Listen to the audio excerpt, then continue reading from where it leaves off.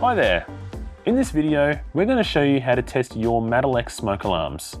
For the DET-SMK models, firstly, check that the green LED is on. This means that mains power is connected.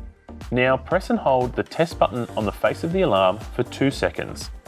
The alarm will sound 3 short chirps, followed by a 1.5 second pause, then repeated until the button is released.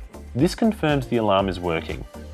If your smoke alarms are interconnected, either by cable or radio frequency, you'll need to test each one individually to make sure they're all working properly.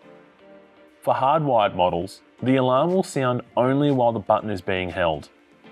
Ask another person to check that the alarms are all sounding and repeat the process for each unit to ensure the system is operating correctly.